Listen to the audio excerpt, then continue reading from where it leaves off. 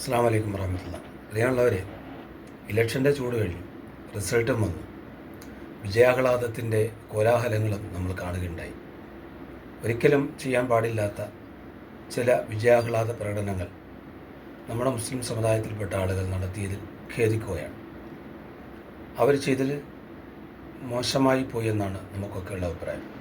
ഇസ്ലാം ഒരിക്കലും മറ്റൊരാളുടെ അഭിമാനത്തിന് ചോദ്യം ചെയ്യുന്ന രീതിയിൽ വിജയാഹ്ലാദ സമയത്താണെങ്കിലും അല്ലെങ്കിലും പ്രവർത്തിക്കാൻ പാടില്ല എന്നതാണ് ഇസ്ലാമിൻ്റെ അധ്യാപനം. അതിരിക്കട്ടെ, അതിനുശേഷം നമ്മുടെ രാജ്യത്തിൻ്റെ മുഖ്യമന്ത്രി ആരാകണം എന്നതിനെക്കുറിച്ചുള്ള രസകരമായ ചർച്ചകളും പ്രകടനങ്ങളുമൊക്കെ നമുക്ക് കാണാൻ കഴിഞ്ഞു. കലക്കവെള്ളത്തിൽ മീൻ പിടിക്കുക എന്ന ലക്ഷ്യത്തോടു കൂടി ചില വിഷജന്തുക്കൾ രംഗത്ത് വരികയുണ്ടായി. ചിലർ പറഞ്ഞു, മുസ്ലിം മുഖ്യമന്ത്രിയാകാൻ പോകുന്നേ എന്ന്. സത്യത്തിൽ ആ സമുദായത്തിൽപ്പെട്ട ആളുകളുടെ ഇടയിൽ തന്നെ എന്തുകൊണ്ടൊരു മുസ്ലിം മുഖ്യമന്ത്രി ആയിക്കൂടാ എന്ന് ചിന്തിക്കുവാനും ചർച്ച ചെയ്യാനും അവസരമുണ്ടാക്കി എന്നതാണ് സത്യത്തിൽ ഉണ്ടായത്. എന്തുകൊണ്ട് രാജ്യത്ത് മുസ്ലിങ്ങൾ ഭരിച്ചാൽ കുഴപ്പം?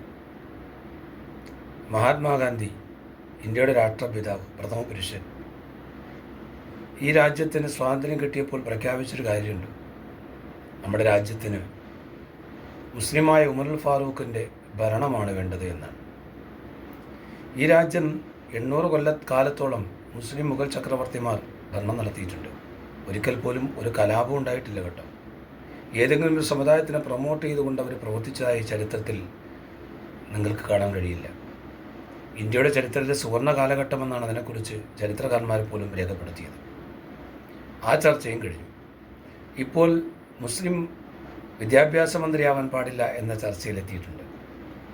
എന്ത് രസകരമായ സംഭവം! എല്ലാം ഇസ്ലാമും മുസ്ലിമും, ഇസ്ലാമും മുസ്ലിമും, അതാണ് വിഷയം. ഈ രാജ്യത്ത് തന്നെ എത്രയോ പ്രാവശ്യം വിദ്യാഭ്യാസ മന്ത്രിയായി മുസ്ലിമുകൾ വന്നിട്ടുണ്ട്. അവർ വന്നതിൻ്റെ ഗുണങ്ങളും രാജ്യത്തുണ്ടായിട്ടുണ്ട്. വിദ്യാഭ്യാസ രംഗത്തുണ്ടായ പുരോഗതികൾ, സ്ഥാപനങ്ങൾ, അതിനെല്ലാം നിസ്തൂലമായ പങ്ക് വഹിക്കുവാൻ മുസ്ലിം ഭരണാധികാരികൾക്ക് സാധിച്ചിട്ടുണ്ട്.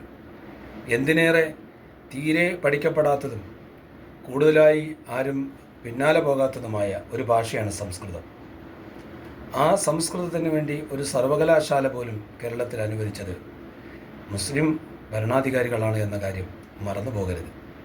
ഇവിടെയാണ് മുസ്ലിമീങ്ങളുടെ ഇടയിൽ, അല്ലെങ്കിൽ സമൂഹത്തിൻ്റെ ഇടയിൽ മുസ്ലിം വിദ്വേഷം പകർത്തുന്നതിന് വേണ്ടി വിഷജന്തുക്കൾ അവസരോചിതമായി ചില അഭിപ്രായങ്ങളുമായി രംഗത്ത് വരുമ്പോൾ മുഖവിലക്കെടുക്കാതെ സത്യസന്ധമായി ചരിത്രം പഠിക്കുവാനും അതിൻ്റെ വസ്തുതകൾ മനസ്സിലാക്കാനും എല്ലാവരും മുന്നോട്ട് വരണം. വരിക തന്നെ ചെയ്യും.